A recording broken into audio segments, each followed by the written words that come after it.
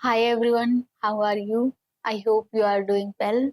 हम पढ़ रहे हैं ह्यूमन हेल्थ एंड डिजीज। तो उसमें डिजीज वाला पार्ट खत्म हो गया, आगे स्टार्ट करते हैं इम्यूनिटी।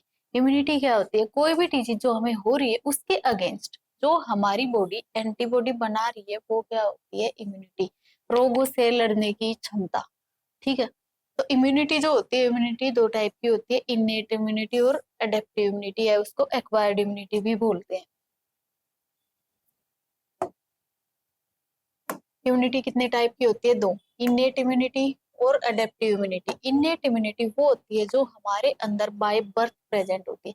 इनेट इम्यूनिटी जो जन्म से प्रेजेंट है, जन्मजात प्रेजेंट है, वो कौन सी होती है? Innate immunity. Innate immunity by birth present होती है। अडेप्टिव इम्यूनिटी या एक्वायर्ड इम्यूनिटी बोलते हैं इसको। एक्वायर्ड का मतलब होता है जो हम अपने लाइफ टाइम में एक्वायर कर रहे हैं, उस इम्यूनिटी को क्या बोलते हैं? Acquired immunity. ठीक है। Innate immunity always on, immediate response वो शो करती है, ऑलवेज ऑन।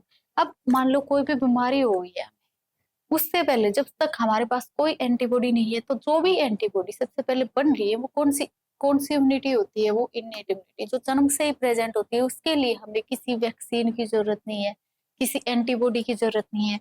वो कौन सी इम्यूनिटी होती है? हमारी इनेट इम्यूनिटी। बैरियर्स कौन कौन से होते हैं इसमें? Epithelium, mucosa, digestive enzyme, stomach की पीएच, नॉर्मल फ्लोरा, ये क्या होते हैं? इसके बैरियर्स होते हैं। एक कॉम्प्लीमेंट सिस्टम होता है। इमीडिएट रिस्पॉन्स सबसे पहले क्या आते हैं? न्यूट्रोफिल्स। न्यूट्रोफिल्स क्या कर, टोटल डब्ल्यूबीसी का कितने होते हैं? 60 to 65%। टोटल डब्ल्यूबीसी के न्यूट्रोफिल कितने होते हैं? 60 to 65%। अगर कोई इंजरी हो जाती है तो सबसे पहले कौन सी सेल्स आती है? न्यूट्रोफिल्स। अगर कोई इंजरी हो रही है तो सबसे पहले कौन सी सेल्स आती है? हमारी न्यूट्रोफिल्स। होती कैसी है ये? Granulocyte, a granulocyte. जो न्यूट्रोफिल्स होती है वो कैसी होती है? ग्रेनुलोसाइट्स। ठीक है। Antigen presenting cell, antigen presenting cells में जैसे मैक्रोफेजिस हो गया। मैक्रोफेजिस भी क्या करती है? फैगोसाइटोसिस करती है। मैक्रोफेज भी क्या करती है? फैगोसाइटोसिस करती है। मैक्रोफेज कौन सी ऐसी सेल्स होती है जो मॉडिफाई होकर मैक्रोफेज बनाती है? मोनोसाइट्स। कौन सी सेल होती है जो मैक्रोफेज बनाती है? मोनोसाइट। मोनोसाइट जब मॉडिफाई होती है तो वो क्या बनाती है? Macrophage. Macrophage, natural killer cells, dendrites, ये सारी कैसी होती है? हमारी एंटीजन प्रेजेंटिंग सेल्स होती है। ठीक है। उसके बाद है एक्वायर्ड इम्यूनिटी। एक्वायर्ड इम्यूनिटी में जो रिस्पॉन्स आएगा वो डिलेड रिस्पॉन्स होगा। तो इनेट इम्यूनिटी होती है, इनेट इम्यूनिटी में रिस्पॉन्स अगर बॉडी करेगी तो इमीडिएट रिस्पॉन्स करेगी, तुरंत रिस्पॉन्स करेगी। एक्वायर्ड इम्यूनिटी में जो रिस्पॉन्स होगा वो डिले करेगा, डिलेड रिस्पॉन्स आता है उसमें। लिम्फोसाइट्स होती है इसमें, टी सेल और B cell. T cell, T cell और बी सेल ये क्या बनाती है? एंटीबॉडी बनाती है। जो इम्यूनोग्लोबुलिन्स होते हैं हमारे, IgA, IgM, वो सारी की सारी MGAED, वो कौन बनाती है? बी सेल बनाती है। टी सेल में आते हैं हमारे CD8 और CD4 हेल्पर सेल्स। ये मार्कर होते हैं। जो CD4 और CD8 है ये क्या है? मार्कर होते हैं। जो साइटोटॉक्सिक टी सेल होती है, साइटोटॉक्सिक टी सेल के लिए क्या होता है? CD8 होता है। और हेल्पर टी सेल के लिए क्या होता है? CD4 होता है। बी सेल बनती कहाँ है? बोन मैरो में। टी सेल भी कहाँ बनती है? बोन मैरो में। तो बी सेल होती है मेच्योर कहाँ होती है? बोन मैरो में। टी सेल कहाँ मेच्योर होती है? थाइमस में। और थाइमस एक ऐसा ऑर्गन होता है, ऐसी ग्लैंड होती है जिसका साइज एज के साथ कम होता जाता है। इसलिए जो इंसान जितनी उसकी एज ज्यादा होगी उसको कोई बीमारी हो जाती है तो वो ठीक होने के चांसेस कम होते हैं। क्यों? क्योंकि उसके अंदर जो थाइमस ग्लैंड होती है उसका साइज कम हो गया है। तो टी सेल्स में साइटोटॉक्सिक टी सेल होती है। साइटोटॉक्सिक टी सेल के लिए मार्कर कौन सा होता है? CD8। हेल्पर टी सेल के लिए मार्कर कौन सा होता है? CD4। बी सेल्स हमारी क्या बनाती हैं? एंटीबॉडी बनाती हैं। ठीक है। अब जो ये ग्रीन कलर से जो हमें दिख रहा है, ये neutrophil, antigen presenting cell, CD8 cell, CD4, sorry, cytotoxic cell, helper T cells, ये सारी की सारी सेल मीडिएटेड इम्यूनिटी में आती है। और ये जो कॉम्प्लीमेंट सिस्टम हो गया, एंटीबॉडी हो गई, ये किस में आती है? Humoral, humoral immunity. Cell mediated immunity और ह्यूमरल इम्यूनिटी। ठीक है। उसके बाद है एक्टिव इम्यूनिटी और passive immunity. Active immunity, active immunity, body itself generate antibody. जब बॉडी अपने आप से एंटीबॉडी जनरेट कर रही है तो वो कौन सी इम्यूनिटी होती है? Active immunity. Passive immunity, passive immunity में या तो फिर हम कोई वैक्सीन दे रहे हैं या फिर उसको कोई एंटीबॉडी दे रहे हैं। पैसिव इम्यूनिटी जो कहीं और से हमें मिल रही है वो कौन सी होती है? Passive immunity. एक्टिव इम्यूनिटी में बॉडी इटसेल्फ जनरेट एंटीबॉडी, जो बॉडी होती है अपने आप से ही वो एंटीबॉडी बना रही है। एक्टिव नेचुरल अगर होगी, एक्टिव नेचुरल में क्या होगी? अगर इन्फेक्शन हो जाएगा नेचुरली, अपने आप से अगर इन्फेक्शन हो जाएगा, उसमें जो एंटीबॉडी बन रही है वो क्या होंगी? हमारी एक्टिव नेचुरल इम्यूनिटी में आएंगी। आर्टिफिशियल में क्या होगा? आर्टिफिशियल में क्या करते हैं हम? वैक्सीनेशन। आर्टिफिशियल में क्या करते हैं? वैक्सीनेशन। अगर कोई वैक्सीन दे रहे हैं तो वो किस में आएगी? Artificial active immunity. ये एक्टिव इम्यूनिटी है जो बॉडी अपने आप जनरेट कर रही है एंटीबॉडीज को। इसके भी दो टाइप है, एक्टिव नेचुरल और एक्टिव आर्टिफिशियल।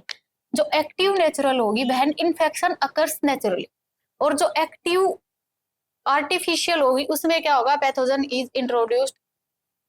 उसके अंदर वैक्सीनेशन देते हैं। वैक्सीनेशन किस में आती है? हमारी आर्टिफिशियल एक्टिव इम्यूनिटी में आती है।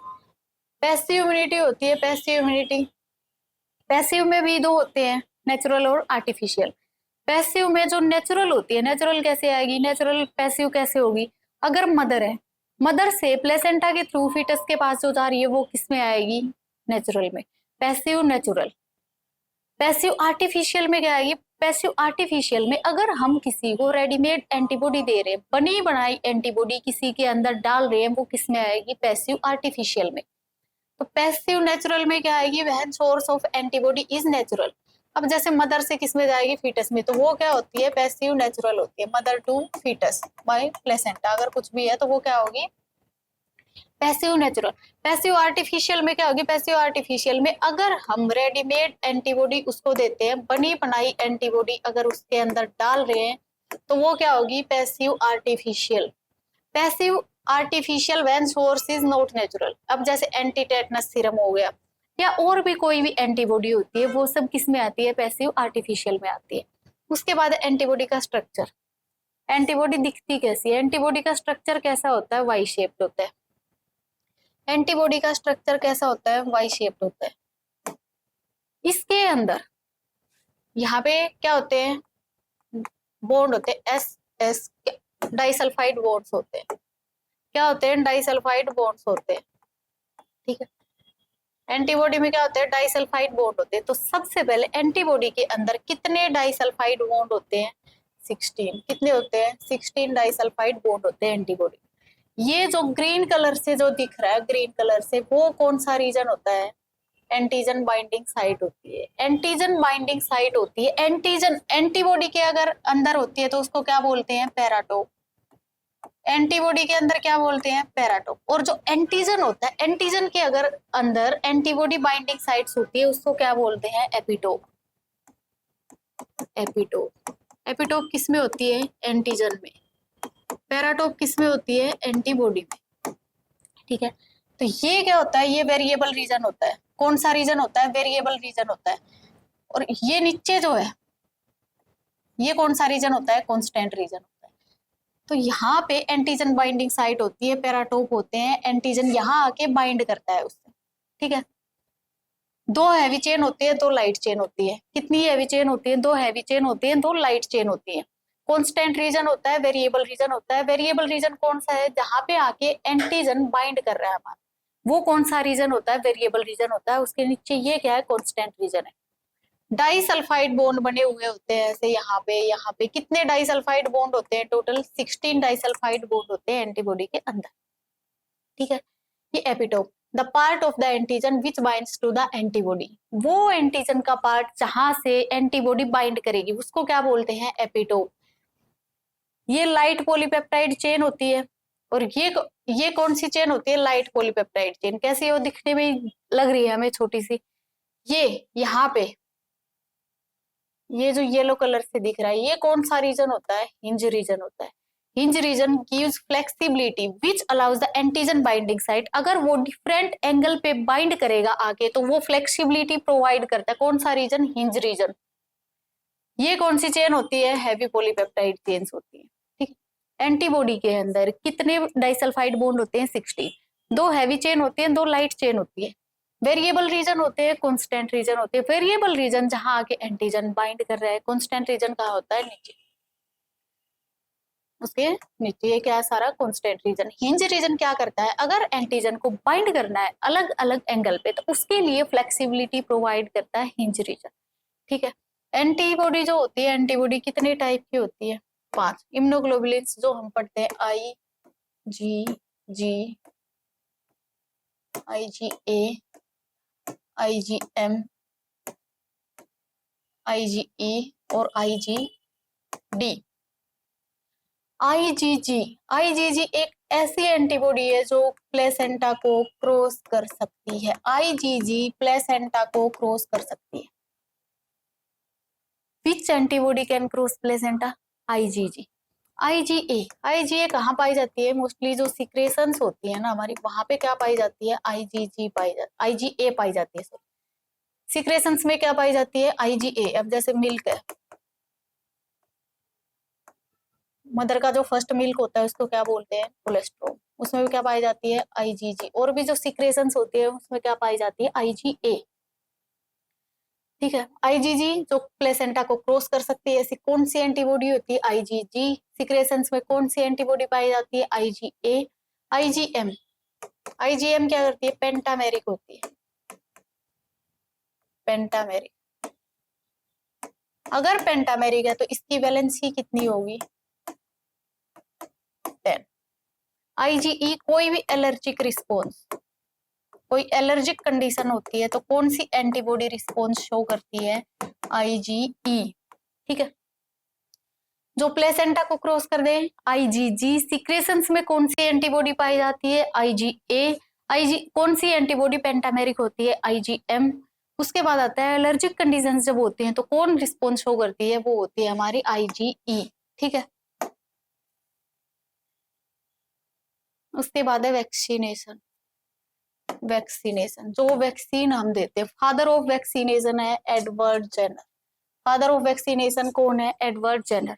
लुईस पास्चर ने जो टर्म होती थी, लुईस पास्चर ने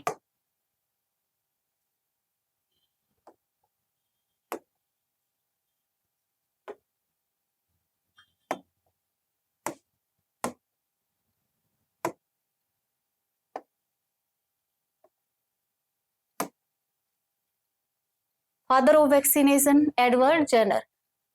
टर्म वैक्सीन किसने दी थी? लुईस पास्चर ने। फिर आता है first generation vaccine, second generation vaccine, third generation vaccine. एक होती है live attenuated vaccine. Live attenuated vaccine में क्या होता है? अभी मान लो कोरोना वैक्सीन है, उसकी लाइव एटेन्यूएटेड वैक्सीन अगर हमें बनानी है तो उसमें क्या होता है? जो वायरस होता है कोरोना का कोई भी है, तो अगर कोई वायरस है उसी को मारते नहीं है उसको पूरी तरह से, पर उसको इनएक्टिवेट कर देते हैं, उसको क्या बोलते हैं? लाइव एटेन्यूएटेड वैक्सीन बोलते हैं। फर्स्ट जनरेशन वैक्सीन जिसमें पूरे के पूरे ऑर्गेनिज्म को ही यूज कर देते हैं। Live alternative unfavourable condition to lose its pathogenicity, जैसे MMR, मीजल, मम्स, रूबेला, इनकी जो वैक्सीन होती है वो कैसी होती है? लाइव होती है। BCG जो TB की वैक्सीन होती है वो भी कैसी होती है? लाइव होती है। टाइफाइड की 2 वैक्सीन होती है, एक वैक्सीन लाइव होती है। ठीक है, नहीं सॉरी, टाइफाइड की वैक्सीन लाइव होती है। फर्स्ट जनरेशन वैक्सीन बोलते हैं इनको।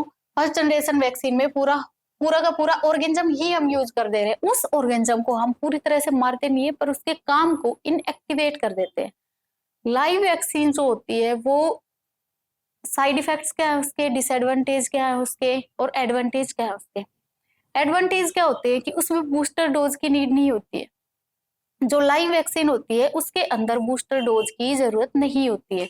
पर अगर जो ऑर्गेनिज्म है कहीं वो दोबारा से हमारी बॉडी के अंदर ही रेप्लिकेट कर जाए, हमारी बॉडी के अंदर ही कोई बीमारी खोज कर दे कभी, तो ये क्या होता है? उसका डिसएडवांटेज होता है। उसके बाद है किल्ड या इनएक्टिवेटेड वैक्सीन। इसमें जो वायरस होता है, जो कुछ होता है, वायरस होता है, बैक्टीरिया होता है, उसके अंदर क्या करते हैं? उसको मार देते हैं। और हीट किल्ड और केमिकली किल्ड, चाहे तो उसको हीट से मार देते हैं या फिर किसी केमिकल से मार देते हैं। For example pertussis, polio virus की जो वैक्सीन होती है ना, पोलियो वायरस की एक लाइव वैक्सीन होती है और एक किल्ड वैक्सीन होती है। ठीक है। Second generation vaccine, product and organism is used. Product भी यूज करते हैं उसमें किसी का, और ऑर्गेनिज्म भी यूज करते हैं। अब जैसे टेटनस होती है, डिप्थीरिया होती है, टेटनस, डिप्थीरिया, या इसको फिर टॉक्सोइड्स भी बोल देते हैं, टॉक्सोइड्स, हेपेटाइटिस बी। इन सब की जो वैक्सीन होती है वो कैसी वैक्सीन होती है? सेकंड जनरेशन वैक्सीन होती है। और हेपेटाइटिस की डीएनए, ये भी आ जाता है डीएनए वैक्सीन कौन सी इसमें से, वो भी किसकी होती है? हेपेटाइटिस बी की। ये किस में आएंगी? सेकंड जनरेशन वैक्सीन में, जहां पे प्रोडक्ट भी यूज कर रहे हैं और ऑर्गेनिज्म भी यूज कर रहे हैं, जैसे टेटनस, डिप्थीरिया, हेपेटाइटिस बी। ठीक है। थर्ड जनरेशन वैक्सीन में prepared using recombinant DNA technology. Third generation vaccine कौन सी होती है? जिसमें रिकॉम्बिनेंट डीएनए टेक्नोलॉजी का यूज करके हम क्या बनाते हैं? वैक्सीन बनाते हैं। जैसे हेपेटाइटिस बी, हर्पिस वायरस होता है जो, तो वो किस में आती है? थर्ड जनरेशन वैक्सीन में, रिकॉम्बिनेंट डीएनए टेक्नोलॉजी का यूज करके। रिकॉम्बिनेंट डीएनए कैसे बनाते हैं? एक वेक्टर का डीएनए होता है, एक फॉरेन डीएनए होता है। पहले दोनों को कट करते हैं जो सेगमेंट हमें चाहिए, फिर दोनों को मिलाते हैं। कौन सा एंजाइम होता है? लाइगेज। और जब वो जुड़ जाते हैं तो उसके साथ उसको क्या बोलते हैं? Recombinant DNA. ठीक है। उसके बाद है drug abuse. Drugs are chemical substances. Drug ऐसी केमिकल सब्सटेंस होती है which when taken inside the body for a purpose other than medicinal use. अगर मेडिसिनल यूज के अलावा किसी और पर्पज से हम यूज कर रहे हैं, अपनी बॉडी के अंदर उसको डाल रहे हैं, तो वो क्या होती है? ड्रग्स होती है। Drugs are chemical substances which when taken inside the body for a purpose other than the medicinal use or in amounts and frequency that impairs one's physical, psychological functions. तो उसको क्या बोलते हैं? ड्रग अब्यूज बोलते हैं। कोई भी medicine होती है, कोई भी मेडिसिन होती है, उसकी एक डोज होती है कि ये इतनी ही लेनी है उसने। अगर उससे ज्यादा हम उसको ले रहे हैं तो वो किस में आती है? ड्रग्स में आती है। कोई हार्मोन के इंजेक्शन लगाता है, कोई किसी के लगाता है, कोई कुछ खाता है, तो वो सब क्या कर रही है? अगर वो हमें फिजिकली, साइकोलॉजिकली इफेक्ट कर रही है, वो सब किस में आती है? ड्रग्स में आती है। Commonly abused drugs, commonly abused drugs, जो कॉमनली ड्रग अब्यूज हो रहा है वो क्या क्या है? Opioid, cannabinoids, Coca alkaloids. अब जो ओपियोइड्स होता है, ओपियोइड्स या इसको डाइएसिटाइल मोर्फिन भी बोलते हैं, ये ऐसे ओपियोइड्स, इसको क्या बोलते हैं? डाइएसिटाइल मोर्फिन बोलते हैं। और ये कहाँ से एक्सट्रैक्ट करते हैं? किसका प्लांट है? Poppy plant, latex of Poppy plant. इसका जो लेटेक्स होता है वहां से इसको क्या करते हैं? हम निकालते हैं। ये पोपी प्लांट जो होता है उसका साइंटिफिक नेम क्या होता है? पेपेवर सोमिनिफेरम। इसको कैसे ले सकते हैं? स्नोर्टिंग या फिर इंजेक्शन से। ये स्पेसिफिकली बाइंड करती है, ऐसा नहीं है कि किसी भी रिसेप्टर के साथ जाके वो बाइंड कर जाएगी। Bind specifically to the opioid receptor. जो सीएनएस के अंदर, जो सेंट्रल नर्वस सिस्टम है हमारा, उसके अंदर जो ओपियोइड के रिसेप्टर्स होते हैं उसी के साथ जाके वो बाइंड करेगी। और जो गैस्ट्रोइंटेस्टिनल ट्रैक्ट में जो ओपियोइड के रिसेप्टर होते हैं उसी के साथ जाके वो बाइंड करेगी। ये क्या करती है? जो बॉडी का फंक्शन होता है उसको क्या करती है? स्लो डाउन कर देती है। Slow down the body function, depression and slow down the body function. उसके बाद है cannabinoids. Cannabinoids, cannabinoids bhang. Inflorescence of plant cannabis sativa. Cannabis sativa किसका साइंटिफिक नेम है? भांग का। तो इसमें क्या होता है? कैनबिस सटाइवा में क्या होता है? इनफ्लोरेसेंस ऑफ, इनफ्लोरेसेंस क्या होती है? Arrangement of flower. इनफ्लोरेसेंस क्या होती है? Arrangement of flower. इसको हम कैसे खाते हैं? ऐसे भी खा लेता है कोई, या फिर उसको इनहेल भी कर लेता है कोई, या फिर एड साइड इफेक्ट क्या किसको इफेक्ट करेगी? वो ओरली भी खा सकते हैं उसको, इनहेल भी कर सकते हैं। उसके क्या साइड इफेक्ट होंगे? किसको इफेक्ट करेगी वो? Cardiovascular system of the body, heart को। ठीक है। ओपियोइड्स या डाइएसिटाइल मोर्फिन कहाँ से उसको एक्सट्रैक्ट करते हैं? Latex of Poppy plant. Poppy plant का साइंटिफिक नेम क्या होता है? पेपेवर सोमिनिफेरम। कैसे उसको ले सकते हैं? स्नोर्टिंग या इंजेक्शन से। वो स्पेसिफिकली बाइंड करेगी ओपियोइड के रिसेप्टर से जो हमारे सीएनएस में होते हैं और जो हमारे गैस्ट्रो इंटेस्टिनल ट्रैक्ट में होते हैं, सिर्फ ताकि उसी से बाइंड करेगी। वो करती है, वो जो बॉडी फंक्शन होता है ना उसको स्लो कर देती है, depression and slow down the body function. उसके बाद है कैनाबिनोइड्स। कैनाबिनोइड्स में इन्फ्लोरेसेंस ऑफ कैनाबिस सटाइवा। इसको कैसे ले सकते हैं? ओरल इंजेक्शन भी ओरली भी ले सकते हैं उसको, और उसको इनहेल भी कर सकते हैं। वो किसको अफेक्ट करती है? हमारे कार्डियोवास्कुलर सिस्टम को अफेक्ट करती है। ठीक है, थैंक यू।